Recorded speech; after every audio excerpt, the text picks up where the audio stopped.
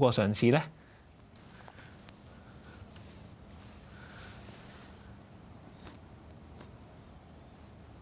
啱啱就睇住佢後裝。上次我就好近距離望過佢，我都覺得醒過上次，初期上次有啲立嘅，其實見到出嚟。咁啊長途馬點都係跑咗場開氣係幫到嘅。啲火多翻先啦，依家睇佢都。當然我覺得模式可以再可以再深潤啲嘅。今日就都行圈繼續帶住呢個護目鏡啊！始終有邊眼就受傷㗎。但係變成咗型仔喎，而家。不過肚底都好多汗濕啊。係啦，見到兩節火氣好咗，火氣好啲。有少少似好似幻夢㗎，想跑完夏域錦標之後，再英皇錦標見佢嗰陣時咁樣。谷翻起啲心火啊！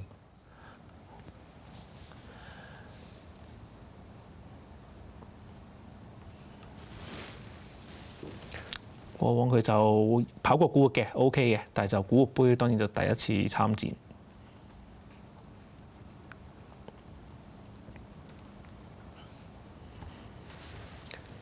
可唔可以8歲之齡啊？有馬贏呢個古活杯啊！好，睇下2號咯喎，法國巧匠。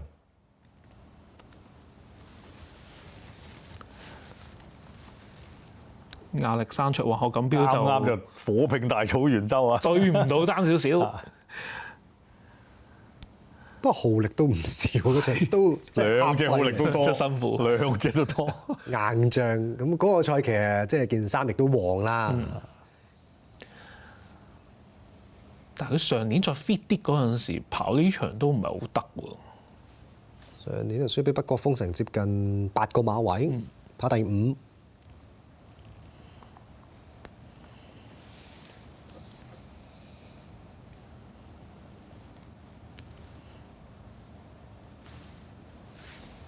後邊睇下咪威儀啦，深色馬。好，咁啊轉一轉隻逍遙徑先。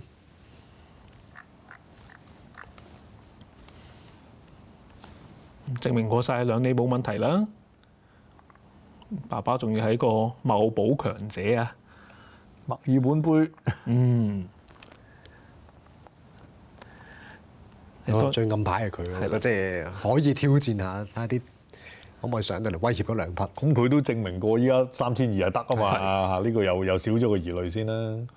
你英愛打比上名，你輸俾佳進之川。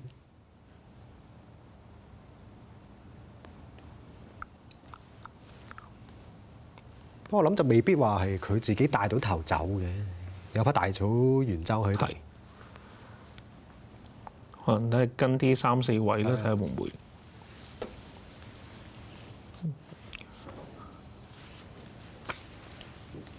後面啦，應該1號啊，猛雷。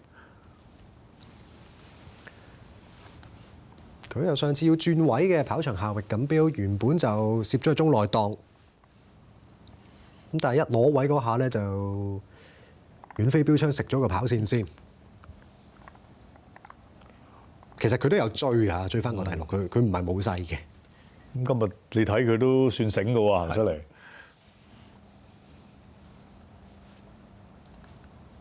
但係佢就向來陣上都會有啲搶口嘅。咁啊，睇下跑到嚟2里啦。路程就又係考驗啦。因為佢都係容後再決啲指示嚟嘅啫。佢暫時都係2400至到2800啊，比較好。大草原洲都唔錯㗎嘛啦，上嗰馬之後。啊！但係點解會用？我反而覺得爭咗少少啫。係啦。睇下北國風啦。韓洲今日大部分嘅馬都有㗎啦，呢點冇話太過介懷。睇下隻威儀啦，練咗一場戲啦喎。佢外觀不嬲都靚呢啲馬，上次睇都好靚。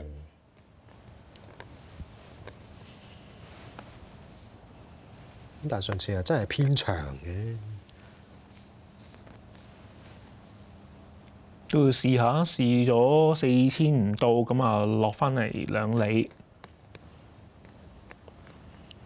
不過我諗都要計埋個級數啊，即係暫時始終好似喺2、3級賽馬佢就好啲。即係睇下自己仲有冇再多啲進步。因為的確上年聖烈士錦標係佢逼到隻北國風嘅。但係其實如果講狀態咧，佢可能比北國風仲搶眼嘅。佢而家睇佢，不過佢可能佢本身都搶眼㗎啦。佢上次見佢都係咁㗎啦。即係啲可能易啲有鋒芒嘅馬。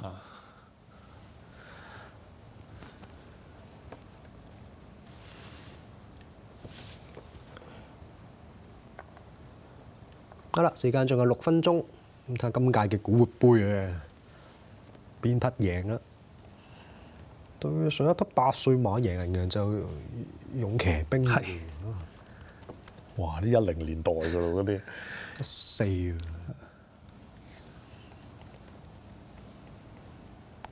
近年即係年紀最大都係6歲啫，去到。咁啊，再望望個海外參考獨贏賠率啦，大熱門都仲係6號啊，北國風2.2倍，次熱門7號如利盡收2.6倍，1號猛雷9倍，然之後就已經係15倍啊，去到就係5號嘅威儀㗎啦，其他就再冷落啲啊。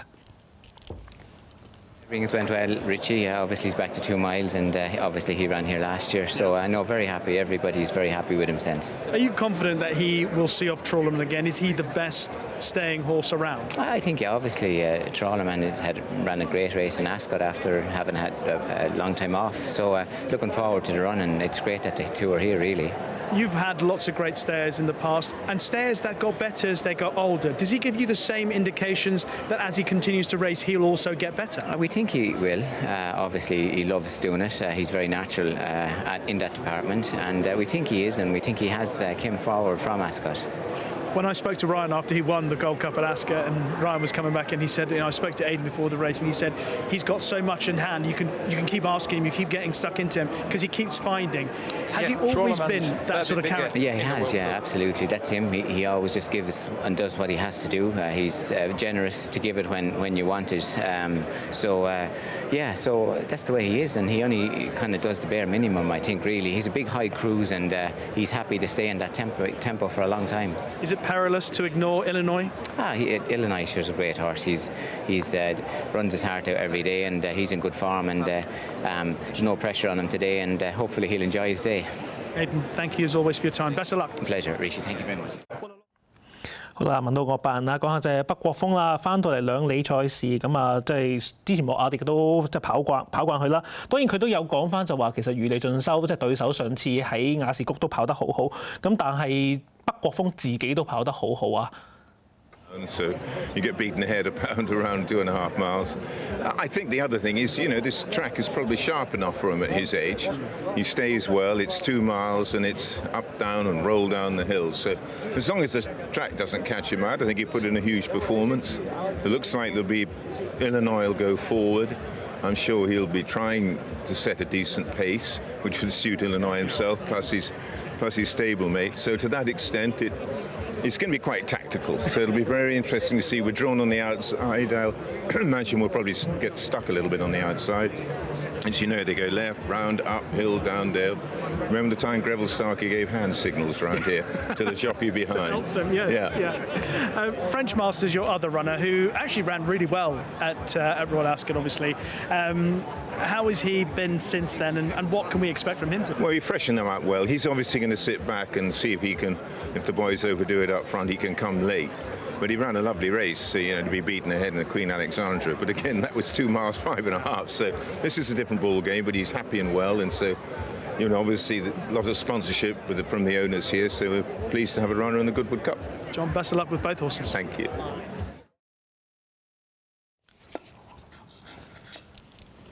好嗱，訪問就聽完，因為剩翻3分鐘到嘅啫，要即刻揀馬先啦。咁啊，韓你啦。我記得阿圖都有初選，咁上年我都係支持北國風嘅，今年希望都可以衛冕成功啦。好，咁我初選係啦，如利盡收啦，6同7。咁既然係咁，就先揀咗隻4先啦。剩翻嗰個位，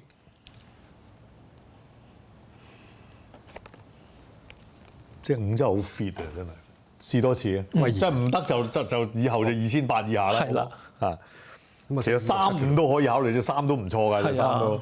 咁我哋揀咗4、5、6、7。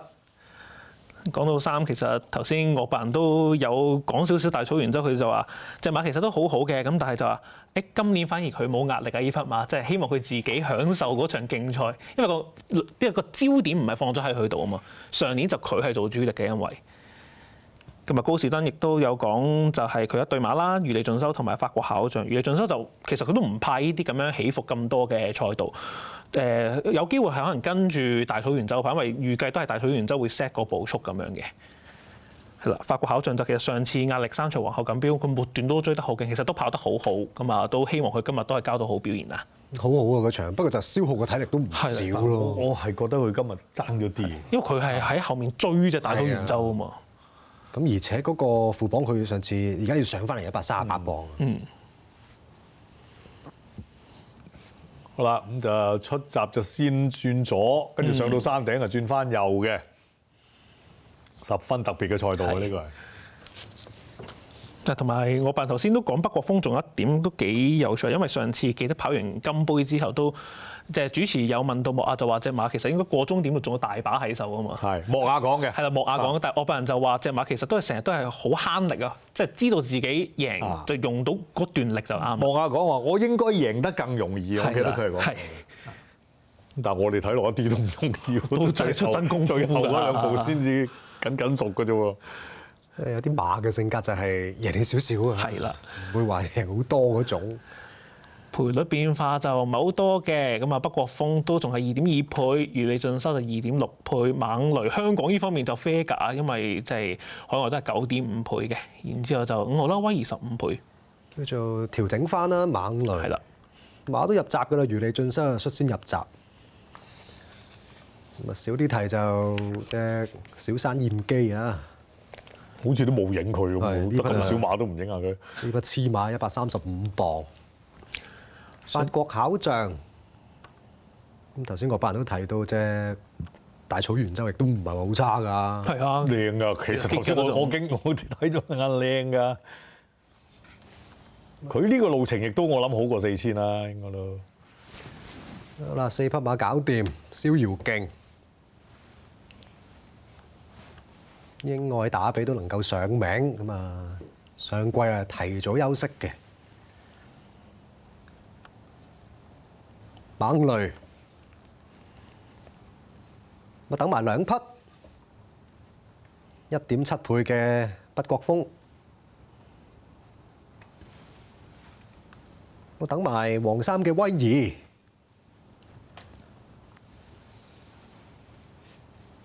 好，亦都搞掂埋。古活賽期第1項嘅一級賽啊，古活杯，隨時開閘預備。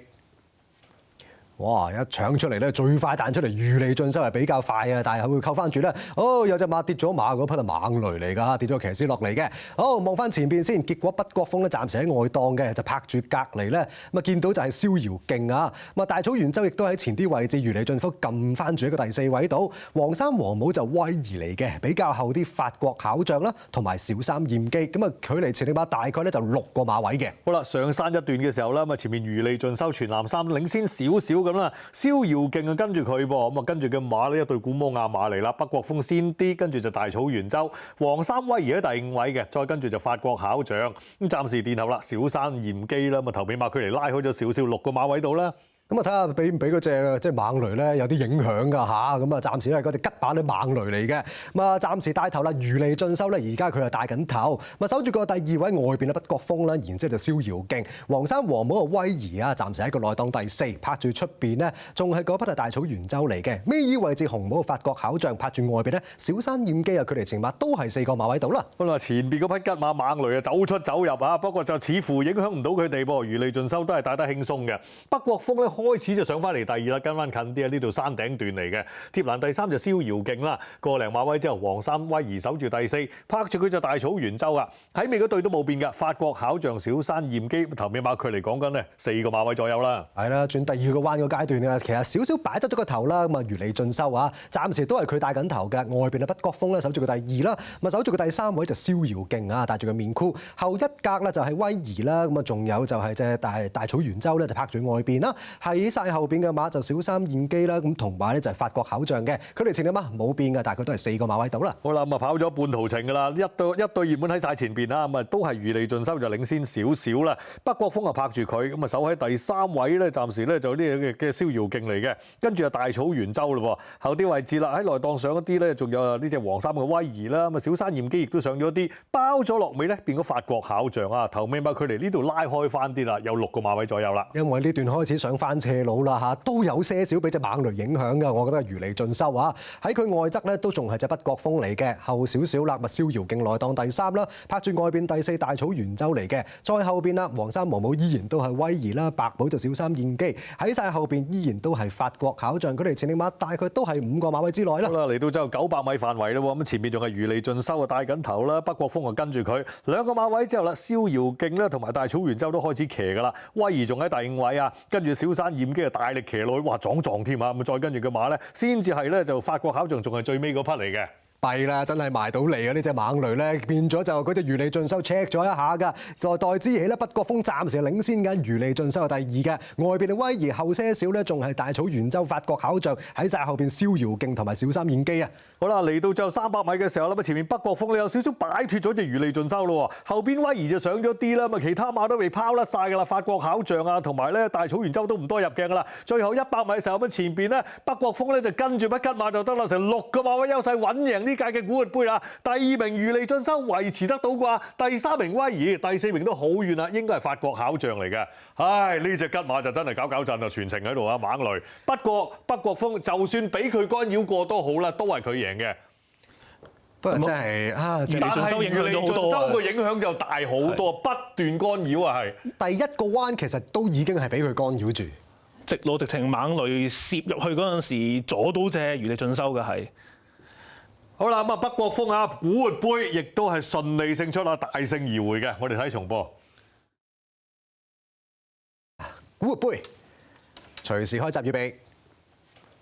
哇！一搶出嚟咧，最快彈出嚟，如利盡收係比較快啊，但係會扣翻住咧。哦，有隻馬跌咗馬嗰匹係猛雷嚟㗎，跌咗騎師落嚟嘅。好，望翻前邊先，結果北國鋒咧暫時喺外檔嘅，就拍住隔離咧，咁啊見到就係逍遙徑啊。咁啊大草原洲亦都喺前啲位置，如利盡收撳翻住一個第4位度。黃衫黃帽就威儀嚟嘅，比較後啲法國巧匠啦，同埋小三燕基。咁啊距離前領馬大概咧就6個馬位嘅。好啦，上山一段嘅時候啦，咁啊前面如利盡收全藍衫領先少少咁啦，逍遙徑啊跟住佢噃，咁啊跟住嘅馬呢，一對古摩亞馬嚟啦，北國鋒先啲，跟住就大草原洲，黃衫威儀喺第5位嘅，再跟住就法國巧匠，咁暫時殿後啦，小山驗基啦，咁啊頭尾馬距離拉開咗少少，6個馬位度啦。咁啊睇下俾唔俾嗰隻即係猛雷咧有啲影響㗎嚇，咁啊暫時係嗰隻吉馬啲猛雷嚟嘅，咁啊暫時帶頭啦，如利盡收咧，而家佢係帶緊頭，咪守住個第2位外邊嘅北國鋒啦，然之後就逍遙徑，黃衫黃帽嘅威儀啊，暫時喺個內檔第4，拍住出邊咧，仲係嗰匹係大草原洲嚟嘅，尾二位置紅帽嘅法國巧匠，拍住外邊咧，小山驗基啊，佢哋前馬都係4個馬位度啦。好啦，前邊嗰匹吉馬猛雷啊走出走入啊，不過就似乎影響唔到佢哋噃，如利盡收都係帶得輕鬆嘅，北國鋒咧開始就上翻嚟第2啦，跟翻近啲啊！呢度山頂段嚟嘅，貼欄第3就逍遙徑啦，個零馬位之後，黃衫威儀守住第4，拍住佢就大草原洲啊！喺尾嗰隊都冇變㗎，法國巧匠小山驗基頭尾馬距離講緊咧4個馬位左右啦。係啦，轉第2個彎個階段啊，其實少少擺得咗個頭啦，咁啊如利盡收啊，暫時都係佢帶緊頭嘅，外邊啊北國鋒咧守住個第2啦，咪守住個第3位就逍遙徑啊，帶住個面箍，後一格咧就係威儀啦，咁啊仲有就係隻大草原洲咧就拍住外邊啦，喺晒後邊嘅馬就小三燕基啦，咁同埋咧就係法國巧匠嘅，佢哋前兩馬冇變嘅，大概都係4個馬位到啦。好啦，咁啊跑咗半途程㗎啦，一對熱門喺晒前邊啦，咁啊都係如利盡收就領先少少啦。北國鋒啊拍住佢，咁啊守喺第3位咧，暫時咧就啲嘅逍遙徑嚟嘅，跟住啊大草原洲咯喎，後啲位置啦喺內檔上一啲咧，仲有呢隻黃衫嘅威儀啦，咁啊小山驗基亦都上咗啲，包咗落尾咧變咗法國巧匠啊，頭尾馬距離呢度拉開翻啲啦，有6個馬位左右啦。因為呢段開始上翻班斜佬啦嚇，都有些少俾隻猛雷影響㗎。我覺得係如利盡收啊！喺佢外側咧都仲係隻北國風嚟嘅，後少少啦，咪逍遙徑來當第3啦，拍住外邊第4大草原州嚟嘅。再後邊啦，黃衫毛帽依然都係威儀啦，白帽就小三燕姬，喺晒後邊依然都係法國巧匠，佢哋前力馬大概都係5個馬位之內啦。好啦，嚟到就900米範圍啦喎，咁前面仲係如利盡收啊帶緊頭啦，北國風啊跟住佢2個馬位之後啦，逍遙徑咧同埋大草原州都開始騎㗎啦，威儀仲喺第5位啊，跟住小山燕姬啊大力騎落去，哇撞添啊，咁再跟住個馬咧，先至係咧就法國巧匠仲係最尾嗰匹嚟嘅。弊啦，真係埋到嚟啊！呢隻猛雷咧變咗就嗰隻如利盡收 check 咗一下㗎，代之起咧北國風暫時係領先緊，如利盡收係第2嘅，外邊嘅威儀後些少咧仲係大草原州法國巧匠喺晒後邊逍遙徑同埋小三燕姬啊！好啦，嚟到最後300米嘅時候啦，前面北國風咧有少少擺脱咗隻如利盡收咯喎，後邊威儀就上咗啲啦，咁其他馬都被拋甩晒㗎啦，法國巧匠啊同埋咧大草原州都唔多入鏡㗎啦，最後100米嘅時候咁前邊咧北國風咧就跟住匹吉馬就得啦，成6個馬位優勢穩贏呢屆嘅古活杯啦，第2名如利盡收維持得到啩，第3名威儀，第4名。唉，阿如利盡收話你行遠啲啦，唔好搞我啦，搞咗好多次啊，真係超過半程啊，真係慘啊！我睇下點解坐唔穩嘅咧一下，佢側身咁樣左邊跌落嚟喎，望一次再睇下。臨尾飛燈㗎。哦，隻馬坐低啊 ，off balance 個騎。係啊，佢自己挨咗誒，不過喂，佢咪自己都有啲唔集中啦，坐低係成日都有嘅喎。咁同埋出閘嗰下，又因為佢係咪自己都未坐好咧？係咪隻馬都挨咗去左邊少少？其實呢啲常有嘅，但係呢啲係常有嘅，但係唔會搞到個人側埋噶嘛，正常。不過睇最開頭咧，如利盡收有少少撞閘。嗯，佢撞完就小山燕姬亦都大脱腳。咁啊，猛雷就自己亦都 off balance，即係好似開閘嗰下好多馬都有啲3隻有些少嘅意外。咁但係就跌咗個奧字落嚟啊，猛雷。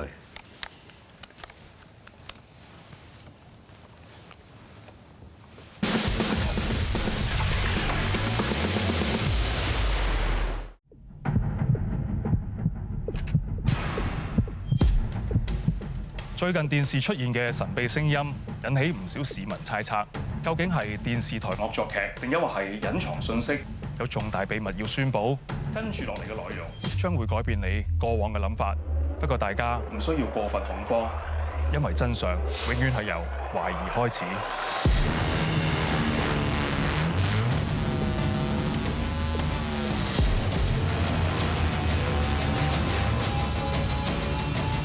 留意呢度都有外星人，星期一起82台 TVB+。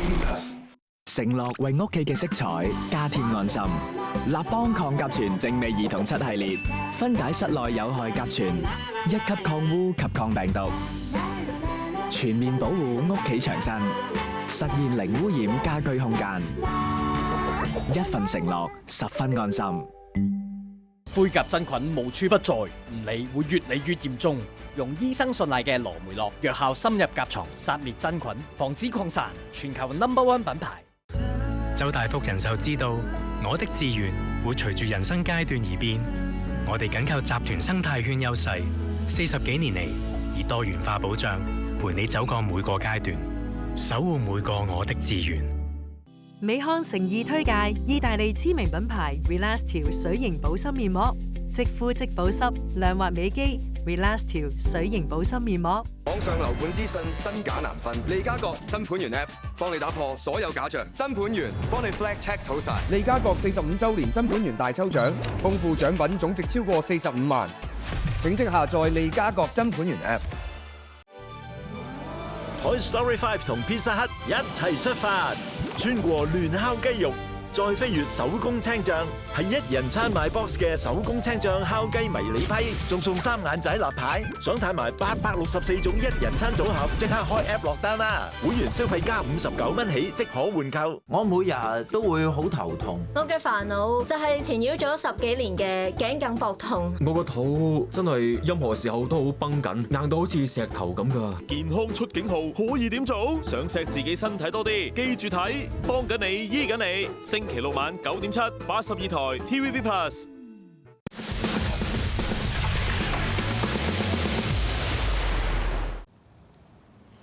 陣間都留意下個完成時間啦。咁北國風亦就有隻馬喺前邊俾佢追住，會唔會都反而係扯快咗個總時間啊？但係變咗嗰張頭馬即係衝線嗰張相又唔係咁好睇咯。係啦。而家好多科技嘅，係可以整走佢啦。P 咁啊。係啦。咁啊，加咗14磅都衛冕到啊！唉，上屆因為3歲有個副磅優勢啦，有個手讓啊。所以就睇下即係姚斯達人退咗落嚟之後，都靠晒佢嘅啦而家。Ed, we'll just have a word with Ryan. Ryan is just debriefing with Aidan on the far side where Aidan's getting the full force of the misters as well. But Ryan, what can you say about his performance there? I was just talking to Aidan there, and it's probably as good a staying performance as what he's ever seen. And I never really asked him everything either. It was nice for him to have a horse to follow all the way, and he probably thinks he got beat. But yeah, very good horse. Yeah, the loose horse definitely was more on your side than on Trollerman's side for him. But Scandinavia, I don't think he was ever in doubt. He just did it so easily. Yeah, he did. An unbelievable race record now. His stride never shortened. He just kept galloping all the way to the line, and yeah, what more can you say? He couldn't have done any more than what he done today. And just looking forward, he has an entry in the Irish St. Leger. Where could you see him going? The world is his oyster. Yeah, look, I have no idea. I suppose. Aidan O'Brien. I think he likes fast ground though. He's a high-class horse, and hopefully there's a few more good days with him still to come. I think on the back of that performance, I think we can look forward to lots more. Well done, Ryan. Well done, Aidan, and Aaron, who looks after him. Yeah, Aaron Maloney, that is. Brian has just watched Scandinavia win the Goodwood Cup for a second year in a row. Aidan, let's get your thoughts on the performance first of all. Yeah, no, delighted. Derek and Don are in charge, and Aaron leads them up. Dean rides him out every day. Stephen rides him in all his work. So thankful to them and everyone around them. Absolutely delighted. Michael and Derek are here, which is great. Yeah, so he's a great horse, really, Richie. He's a real top stayer, I'd say. You know, he's a big cruise.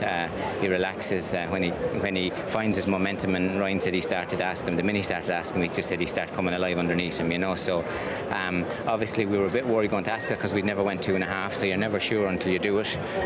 We felt that he had really went the right way since Ascot, and yeah, so what can I say?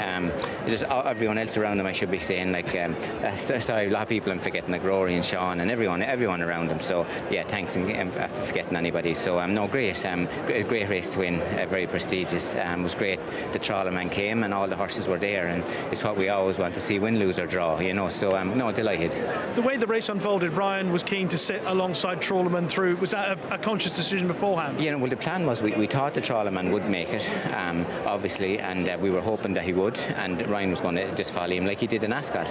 So it was going to be very simple whether he was going to be good enough or not. So that's what we thought. Yeah, and that's the way it played out, and obviously it was a little bit of drama. I think Trawlerman was a little bit slowly away, and I think obviously Rafe's horse was loose, and listen, it was one of those eventful races watching it, you know. So listen, it was great though. A great track. I think it was a great spectacle to watch. So much happening in a race like that, and going 2 miles, you get great chance to look at it and take it in. He's already compiled an incredible CV, 2 Goodwood Cups, the St. Leger, the Gold Cup at Ascot. At what point do you know how many seasons you can possibly campaign a horse like him? Obviously, we've seen with the likes of Kyprios and Yates in particular, you went with a significant length of time in through their careers. What about this horse? I will listen. Obviously, John and Sue and Michael and Dorian and Gay and Derek will decide that with him. And I'm not sure whether George and Emily are in him, and Peter and Stephanie, but they will decide that. He's very sound. He loves what he's doing, and I think the lads love having a horse like that. When you get a horse like that can race year in, year out with the ability that he has, that's what makes it very special. It's very hard to find them, nearly impossible really, but when they come along, I think that the lads love it, and I would imagine he'll race until whenever he's able to stay safe and sound, Richie, so he's really something to look forward to. Could try and emulate Yates? I think he could, obviously. He's a very high cruiser, he's very natural, he's easy to train, he's a great rhythm and he loves what he does. He's a great mind, and obviously he's by justified, so he has that big rhythm. Aidan, I think the call for the presentation is just about to happen, so I'll let you go. Very well done on I think it's a fifth Goodwood Cup for you. Appreciate it, Rishi. Great. It's unbelievable to be here, so I feel very privileged. Well done. Thanks, Rishi. 好啦，咁啊都先後訪問咗莫雅同埋岳伯仁啦，咁啊莫雅都話呢隻係一隻好出色嘅長途王者啦，咁啊當然即係主持都有問到佢就前面嗰隻吉馬咁啊，嗰隻猛雷就其實係影響到嗰隻如你盡收，冇影響到你嘅喎，咁但係即係起碼佢隻馬直路嗰陣時講緊北國風啦，都係好即係。做到佢自己嘅要求，好順利咁樣交到嘅。咁當然就話隻馬係其實好中意快地，因為主持人都有問過，之後會唔會係跑愛爾蘭勝烈治咧？佢都唔肯定，但係即係如果係個場地比較乾快啲嘅，其實會更加啱呢隻馬發揮嘅。咁啊，岳伯仁都話啦，其實其實都係例牌嘅，開頭就話即係贏完之後好開心啦，又多謝呢個馬房嘅所有嘅人啦。咁亦都話係呢隻馬其實係一隻好硬淨嘅長途馬嚟嘅。亦都係即係好體型好大啦，好受騎，好交到表現啦。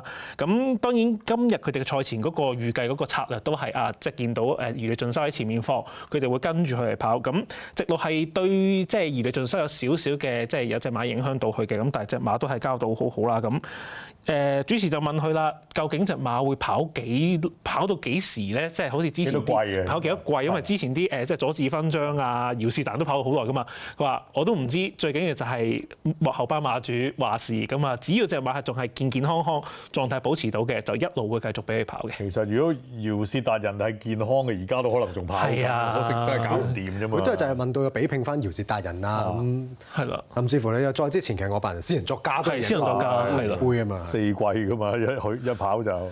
因為姚是達人就即係中間又係經歷過一個都幾嚴重嘅即係健康挫折嘅。所以就睇下啦，即係成功接到班㗎啦，呢隻北國風。好啦，留意啦，嚟緊第5場賽事咧出馬比較多啲啊！凡宣佈出賽馬匹達到21匹或者以上咧，位置派彩增至第4名，有4份嘅派彩。咪有馬睇緊咯已經。不過就賽前就退出咗隻猛火輪啊！睇緊隻7號啊，咪有女山神咧？係啦。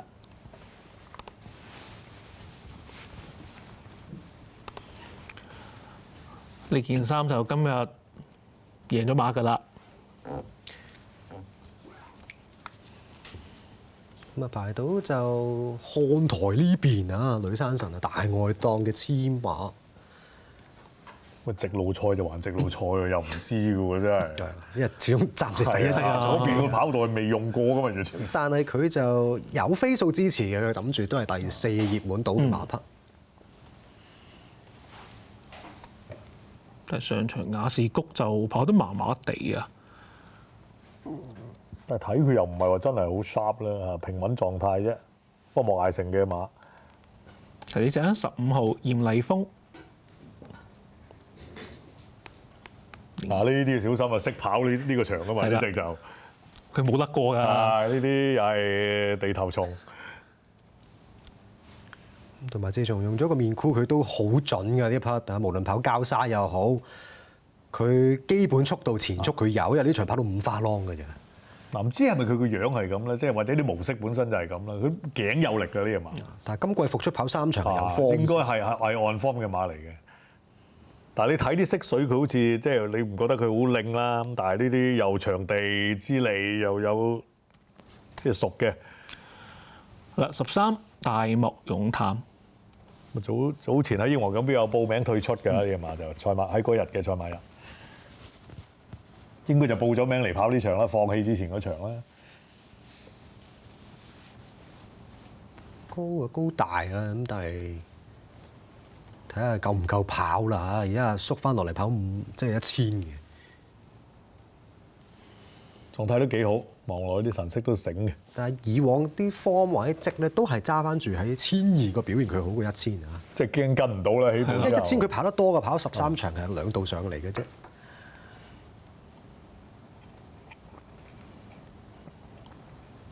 跟住啦，19號啦，今場都好多呢件衫啊！策略提問。